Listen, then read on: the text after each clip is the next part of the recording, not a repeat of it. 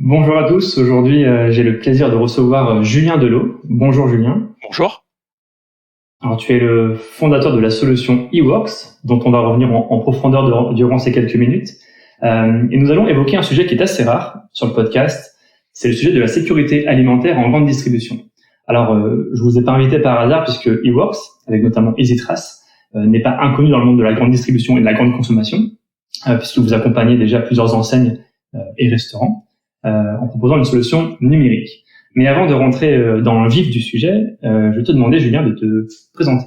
Très bien, très bien, très bien. Je suis un ancien consultant, donc j'ai été prédestiné à un parcours assez classique. J'ai fait des études informatiques, ensuite j'ai fait une business school à l'IAE d'Aix-en-Provence, qui est une super école au passage, que j'ai très très appréciée. Ensuite, j'ai commencé à faire, intégrer rapidement. En fait, j'ai commencé à être consultant dans un cabinet de conseil français. Comme tous les consultants, j'ai été payé à faire le boulot des autres.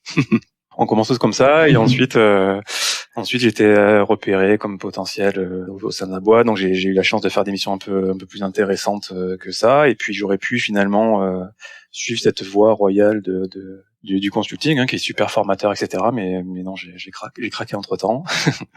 J'ai rencontré mes deux associés à ce moment-là, et puis je vais en parler un peu plus dans le détail. Puis aujourd'hui, je suis l'un des fondateurs de la société eWorks. T'as un profil quoi, plutôt tech ou marketing? Alors en fait, j'ai un profil théoriquement qui associe les deux. Donc comme j'ai commencé par l'informatique, ça remonte un peu maintenant, j'ai 40 ans. Mais un peu j'ai un peu le profil des deux, mais au sein d'eWorks, je m'occupe plutôt de la partie on va dire business, marketing, et donc en fait j'ai deux autres associés, donc je vais les citer. Laurent Fleuriot qui sont tous les deux des gens formidables, donc il est net connu. Laurent Fleuriot est notre génie de la technique, donc moi j'ai pas du tout ce profil-là chez eWorks, et c'est grâce à lui que tout ce qu'on a fait a pu se concrétiser dans les faits. Et puis l'autre associé, c'est Julien Gomez qui participe aujourd'hui, qui dirige même la société eWorks, qui est entrepreneur juste formidable et et que j'admire. Moi, je commence à en connaître un peu pas mal des entrepreneurs, et lui, il est assez incroyable. C'est bien de reconnaître aussi le talent de ses associés. eWorks, à quel âge? Alors, on a créé eWorks en 2014.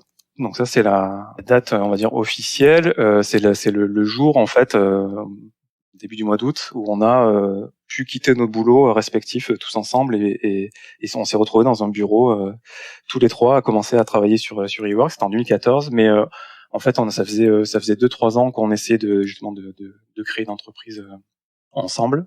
Et puis pour l'anecdote d'eWorks, voilà, ça faisait presque 2 ans qu'on travaillait soir et week-end, comme la caricature, dans un garage pour créer un prototype d'EasyTrace.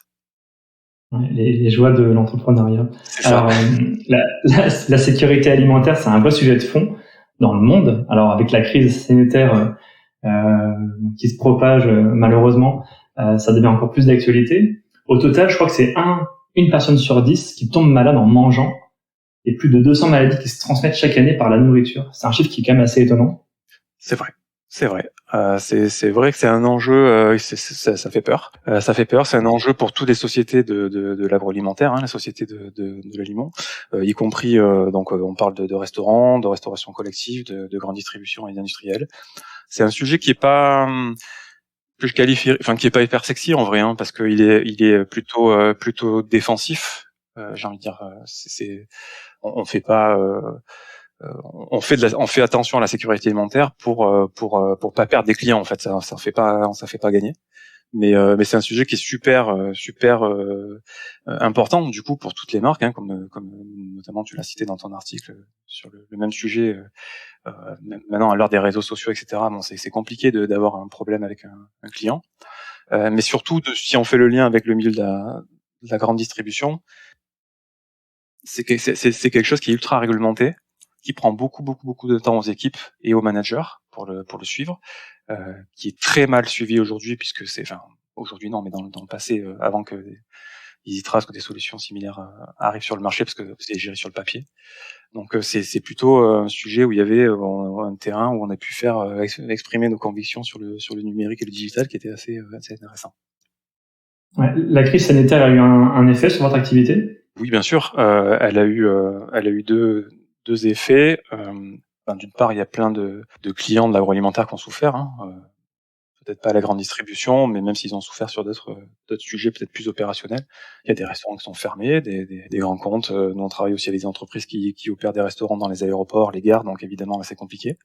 Et puis, on a eu aussi beaucoup un autre effet, mais celui-là beaucoup plus positif. C'est incroyable comme ça a pu montrer à certains dirigeants d'entreprise que finalement le digital c'était à la portée de tous, et quand tout le monde s'est mis à utiliser Zoom, etc. à titre perso, les gens se sont dit mais finalement le digital on en a besoin, on peut plus se déplacer sur site, ça c'est vraiment très très important. Et en fait la sécurité alimentaire c'est aussi beaucoup géré par aujourd'hui par des audits, des choses comme ça, et le fait que EasyTrace permette de superviser à distance tout ce qui se passe sur son site, en tout cas en termes de sécurité alimentaire. Là, on a eu effectivement des gros effets positifs et des nouveaux clients qui sont arrivés pendant cette crise-là. Ouais, avant peut-être de revenir sur EasyTrace, qu'est-ce qu'on met derrière la sécurité alimentaire? On parle de transparence, on parle de traçabilité. Quelles sont toutes les fonctionnalités qu'on met derrière ce terme? Oui, en fait, les experts du domaine, enfin en tout cas, c'est le cas en grande distribution, tout ce qui est qualité produit, etc. C'est ce qu'ils appellent le domaine HACCP. Donc en gros, c'est faire en sorte de tracer tous les jours, d'être sûr qu'on fait les bonnes actions au quotidien. Donc c'est vraiment très exhaustif et très quotidien, qui permettent de réduire au minimum le risque de rendre quelqu'un malade. Donc par l'aliment. Donc c'est des calculs, c'est des vérifications de température de chambre froide au quotidien. C'est être sûr de tracer tous les lots que j'utilise dans mes préparations. Donc c'est quand même quelque chose de très très chronophage. C'est vérifier la marchandise quand je la reçois. C'est m'assurer que je fais le bon nettoyage de tout mon magasin, de toutes mes surfaces, de toutes mes zones, etc. au quotidien. Et puis c'est aussi tout ce qui est, alors surtout en grande distribution, la partie suivi des DLC de produits. Donc une application comme EasyTrace permet de suivre, que ce soit sur les produits qui sont en vitrine dans les rayons trad ou dans tous les rayons libre-service qu'on connaît bien. En fait, de suivre les DLC, d'être alerté que j'ai pas un produit qui va arriver à péremption et que je vais pas vendre un produit qui est périmé ou avoir la désagréable expérience d'un client qui vient me voir à la caisse pour dire vous avez des produits périmés dans votre rayon. Ça veut dire que dans la solution EasyTrace, c'est une des fonctionnalités, on peut intégrer donc la date d'un produit et être alerté par un système de notification, j'imagine. Exactement. Sur la date qui arrive à terme. Exactement. Et on a eu, en fait, on a une approche assez innovante et sur cette partie-là en termes d'usage. Je parle pas de technologie.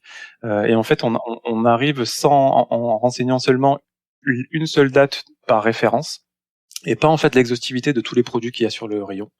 Donc si j'ai par exemple 10 lots d'un même yaourt d'une même marque sur un rayon frais, j'ai pas besoin de checker de rentrer dans EasyTrace toutes les dates de tous mes produits. Je rentre seulement la date qui est la plus courte, et ensuite justement EasyTrace avec on comprend bien maintenant que EasyTrace peut alerter quand ce produit-là arrivera à expiration. J'ai plus qu'à aller voir tranquillement dans mon rayon si ce produit-là est encore en vente, et s'il est plus, je renseigne uniquement la date la plus courte que je vois sur cette référence-là. Ok. Tu parlais de digitalisation notamment dans les magasins et comment le numérique justement peut intervenir au secours, au service des employés et des managers dans les magasins. Comment ils faisaient, ou encore comment font certains qui n'ont pas de solution numérique comme EasyTrace? Ils sont au papier, ils sont au crayon? Ouais, c'est alors la mission d'E-Works, je l'ai pas dit, mais j'insiste là-dessus, c'est d'apporter des solutions aux oublis du digital. Alors là, on est en plein dedans. On est en plein dedans. Donc je parle de ça en 2014, et donc maintenant évidemment ça a beaucoup évolué et on est super fiers de notre succès là-dessus. Mais évidemment, jusqu'à maintenant, jusqu'à EasyTrace, ils renseignaient ça sur le papier. Donc imaginez-vous que je demande à mes employés, qui sont parfois des jeunes, de renseigner tous les jours de manière exhaustive des données sur du papier, de découper des étiquettes de traçabilité de produits qui parfois sentent très mauvais, des étiquettes de poisson, je vous laisse pas imaginer ce que ça fait. Et quand on parle de turnover, c'est un sujet qui est très très important pour tous nos clients, de turnover, de formation des nouveaux entrants, etc. Et puis voilà, de valoriser l'employé. Comment on peut valoriser un employé qui est un outil de travail qui est sur papier, quoi. Donc le numérique apporte d'une part beaucoup de choses sur la valorisation de l'employé. Il gagne du temps, il est heureux finalement d'utiliser un outil qui le valorise. Ça c'est vraiment très important à nos yeux, parce que c'est notre mission. Et puis côté manager, aujourd'hui, quand tous ces contrôles-là sont faits sur papier, c'est impossible pour lui de vérifier que tout est bien fait, qu'il ne met pas son magasin et surtout le client à risque. Donc le numérique lui apporte le fait de pouvoir piloter que tout est ok, rectifier si besoin et sur certains rayons, etc. S'il y a des effets, piloter depuis son bureau. Ils sont super effrayants, les managers, notamment dans la grande distribution des données. Donc derrière, nous, on peut leur dire des stats sur quels sont les produits qui arrivent le plus souvent en péremption, qui sont en rupture, qui sont le plus souvent jetés, etc. Donc ça, c'est vraiment un effet qui finalement réduit le stress énormément des managers qui utilisent la solution et puis des employés qui concrètement sur le terrain utilisent nos solutions tous les jours, quoi. Ouais, vous arrivez à chiffrer justement le gain de temps généré par le numérique? Oui, on arrive à le générer. Alors on arrive surtout à le quantifier en grande distribution, parce qu'on a d'autres clients en restauration collective, etc. Enfin, on équipe à peu près parmi les plus grands groupes de chaque domaine. Et on peut les citer, hein, oui, on peut le citer. Elior, Sodexo, restauration collective, Groupe Bertrand en France, Lagardère Travel Retail, etc. Et en fait, ce qui est génial, moi, ce que j'adore avec les acteurs de grande distribution, c'est qu'ils ont un pragmatisme à toute épreuve, et eux ont fait l'exercice en fait. Rares sont les clients qui chronomètrent et qui voient combien de temps on gagne. Et par exemple, juste sur la fonction d'anticipation des dates en rayon libre-service, ils gagnent jusqu'à 1 heure par rayon par jour, ce qui est même nous, ça nous a surpris en fait. Donc ouais, ils gagnent beaucoup de temps sur cette partie-là. Oui, parce que pour rappel, pour nos auditeurs, pour certains encore employés et managers, on vérifie les dates une à une. C'est ça. Produit par produit, c'est quand même une tâche qui est très chronophage. Et je suis même pas surpris que ça permet de gagner au moins 1 heure de temps. Je pense que c'est même parfois plus. Donc vous n'êtes pas les seuls sur ce marché-là. Il y a d'autres applications, des startups qui sont sur cette thématique du gaspillage alimentaire. Est-ce que c'est complémentaire ou bien justement c'est une vraie concurrence? Non. Alors sur le sujet du gaspillage alimentaire, il y a des solutions qui sont complémentaires. En fait, il y a deux façons. Alors sur la grande distribution, non, je pense que c'est plutôt des concurrents. Sur la partie restauration collective, par exemple, il y a des applications. Il y a deux façons de traiter le gaspillage. Enfin, il y en a peut-être plus que ça, mais il y a soit notre façon, enfin ce que propose EasyTrace, qui est de traiter le problème à la source et d'éviter justement de jeter des aliments qui arriveraient à péremption, voilà, sur plutôt le suivi gestion en amont. Et puis il y a d'autres solutions qui sont plutôt sur le côté anticipation du nombre de repas que je dois faire, qui est aussi super intéressant comme sujet, et qu'on retrouve plutôt en restauration collective, et où là c'est très très complémentaire à EasyTrace. Okay. Donc là, EasyTrace, du coup, c'est une solution, c'est une tablette numérique que vous proposez au magasin avec un logiciel intégré. C'est ça. Donc en fait, c'est plus qu'une tablette, c'est plus qu'une application mobile.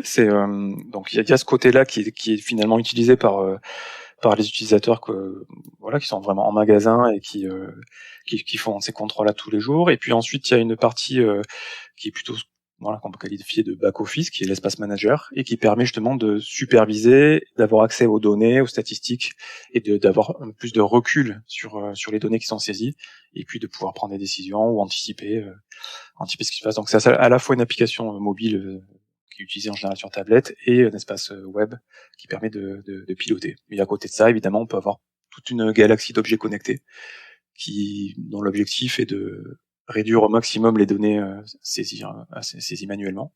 Et puis on a des thermomètres, des imprimantes d'étiquettes, des capteurs de température dans les frigos, etc. J'imagine que c'est énormément de données à traiter. Comment vous l'utilisez? Est-ce qu'il y a aussi un système de prévision des ventes, d'anticipation justement de certaines décisions? Alors, en termes de données, je peux donner un chiffre. Aujourd'hui, EasyTrace, c'est à peu près 2 millions d'autocontrôles qui sont digitalisés par mois. Donc, c'est vrai que c'est considérable. On n'est pas du tout sur le côté anticipation des ventes, etc. On est vraiment aujourd'hui plus sur la supervision, enfin s'assurer que les domaines qui sont importants en termes de process, les domaines qui sont importants pour ma société, donc la sécurité alimentaire en fait partie, sont bien maîtrisés, sont bien supervisés, que j'anticipe des problèmes ou en tout cas que je les évite. Donc on parle de sécurité alimentaire, mais EasyTrace aujourd'hui permet de créer des autocontrôles à la volée. Donc en gros on peut faire aussi du suivi d'expérience client, de maintenance des équipements, etc., etc.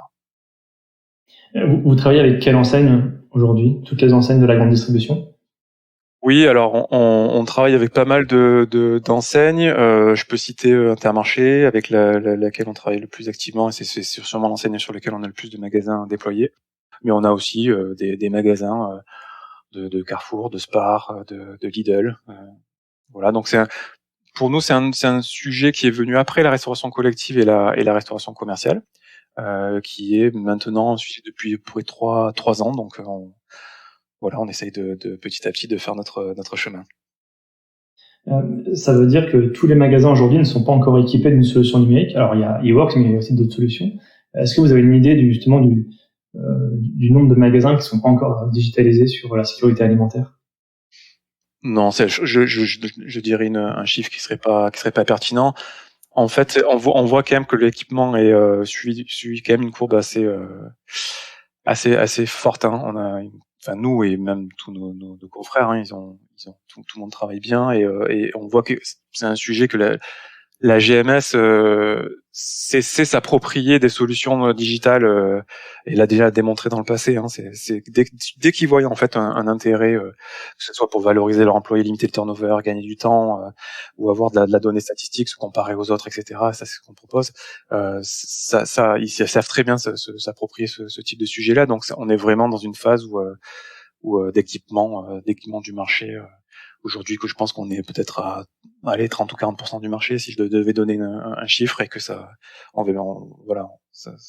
assez exponentiel, on va dire.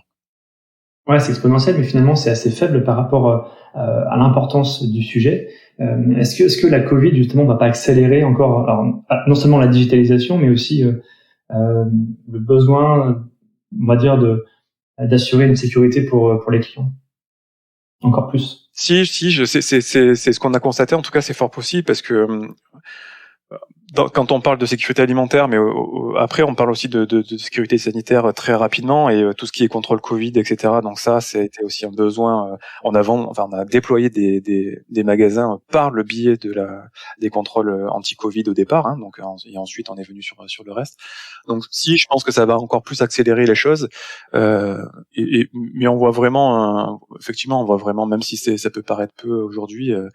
On voit vraiment un engouement pour ce type de solution. Et puis de toute façon, que ce soit dans la grande distribution ou dans d'autres domaines, et ça c'est super pour nous, parce que voilà, on a vraiment, on croit vraiment dans le digital, quoi. Voilà, au-delà du business, c'est juste de la conviction de se dire, mais faire travailler les gens sur papier, c'est plus possible en 2021, c'est juste pas possible, quoi. Donc voilà, on voit vraiment que maintenant tout le monde se dit, non mais en fait c'est une évidence, que ça soit cette année ou l'année prochaine ou même dans 2 ans.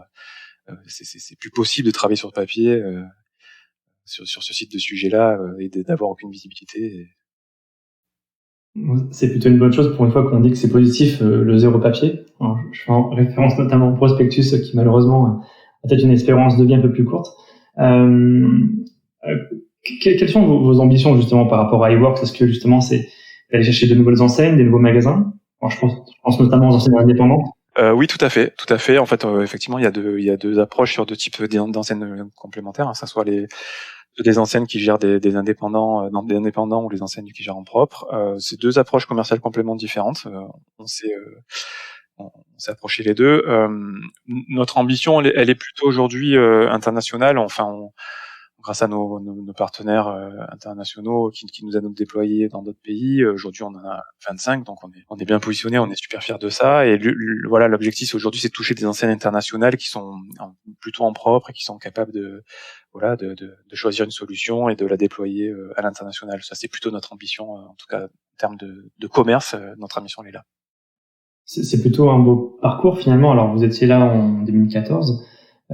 Si vous preniez un peu de recul, quel conseil vous donneriez à une startup qui se lance justement sur le marché de la grande distribution en apportant une innovation? Justement, c'est de commencer par des indépendants ou justement aller chercher des intégrés pour commencer? Ouais, c'est une très bonne question. Nous, alors je vais pas, je pense que c'est très compliqué de donner des conseils qui soient valables pour tout le monde. Moi, je vais juste dire ce qu'on a fait. En fait, on a plutôt eu d'abord une approche terrain de valider en fait finalement ce que voilà, on a une approche à l'inverse de ce qu'on appelle une approche produit. On a une approche centrée utilisateur. Donc le but du jeu, c'est de convaincre sur le terrain, déjà de se convaincre nous que l'application fonctionne, rend vraiment un service.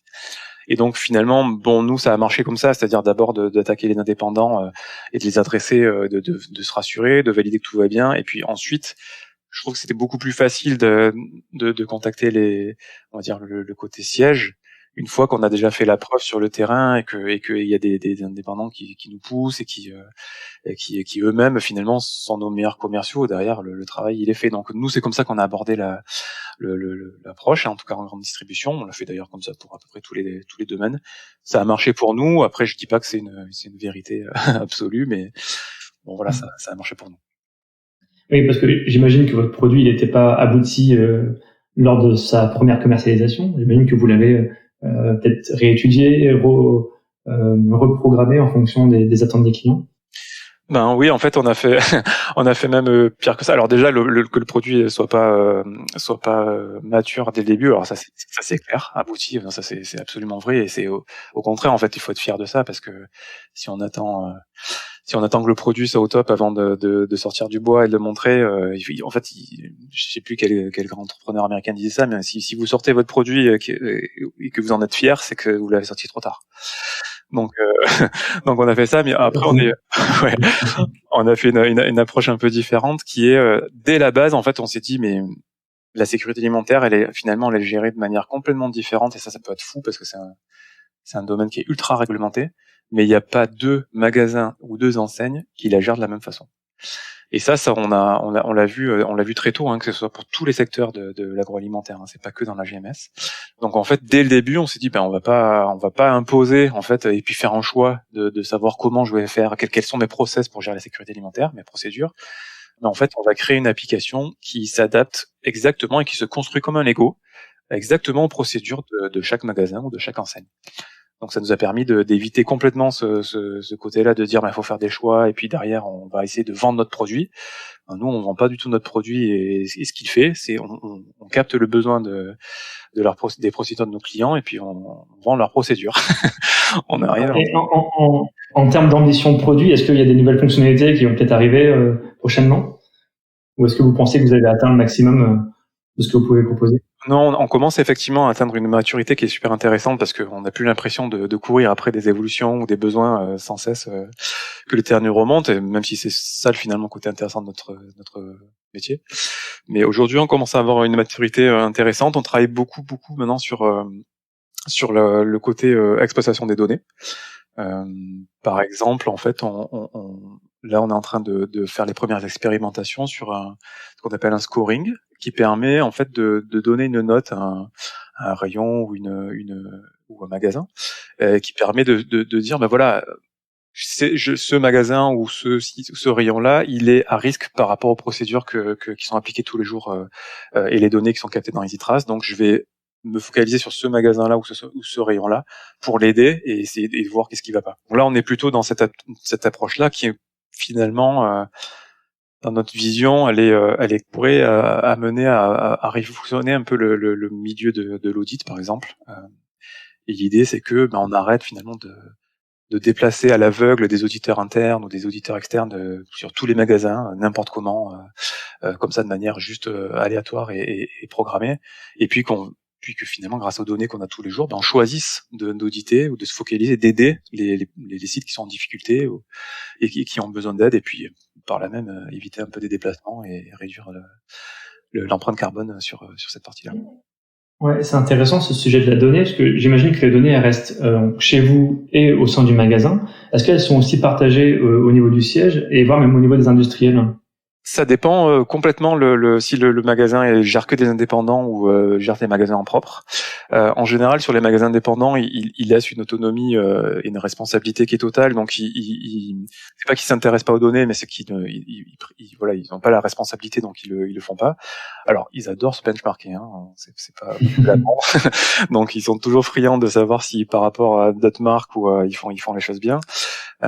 Mais par contre, oui, toutes les enseignes ou les clients qu'on a qui gèrent des magasins en propre ou des restaurants propres, ça c'est justement là qu'on travaille avec eux sur des tableaux de bord quotidiens ou mensuels qui permettent de piloter tout ça et justement d'éviter qu'il y ait une crise qui se passe auprès de leur marque, hein, parce que c'est quand même assez catastrophique les conséquences dans le cas d'une crise alimentaire, et voilà. Et donc effectivement cette partie-là de toujours leur dire, les aider finalement à anticiper voilà le pire, et de les aider à superviser sans forcément avoir à se déplacer sur tous les sites à chaque fois, c'est ce qui est finalement impossible, ou à traiter du papier qui est aussi impossible. Donc c'est vraiment là-dessus aujourd'hui qu'on met le gros focus pour en tout cas pour nos enseignes en propre, et les aider là-dessus, et pourquoi pas même demain sortir des rapports automatiques pour chaque magasin, de se dire voilà, comme si un auditeur était passé, grâce à EasyTrace,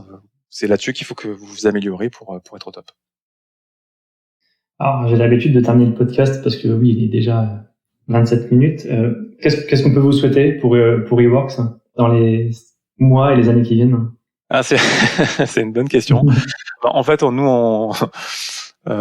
mes actionnaires et notre directrice financière, son rôle c'est de regarder les chiffres du commerce, etc., du business, hein, ça c'est normal. Et nous, les fondateurs, on a la conviction, vraiment, on fait ça surtout par passion, et du coup on regarde nous l'indicateur qu'on a, c'est le nombre d'utilisateurs qu'on a tous les jours et de papier qu'on a économisé. Donc alors, on en a combien aujourd'hui? Vous en avez combien aujourd'hui? Ouais, aujourd'hui on a 2 millions d'autocontrôles chaque jour, donc ça fait un sacré nombre de papiers économisés, et on a à peu près 25 000 vrais gens, voilà, des personnes physiques comme vous et moi qui utilisent la solution, et c'est voilà, enfin à chaque fois qu'on en a de plus, on est super content, et voilà, moi, à titre perso, c'est l'indicateur que je regarde tous les jours, donc c'est ça que vous pouvez nous souhaiter, d'en avoir voilà, d'avoir de plus en plus d'utilisateurs, et qu'on a sauvé du stress du papier et que la grande distribution se digitalise de plus en plus. En tout cas, merci Julien, c'était vraiment passionnant. Je pense qu'on pourrait rester parler pendant des heures sur ce sujet-là. Merci en tout cas, merci à toi d'avoir accepté l'invitation, et puis je vous souhaite plein de bonnes choses pour les mois et les années qui viennent. Merci beaucoup Jonathan de m'avoir invité, c'était vraiment un plaisir. Bon, merci à vous.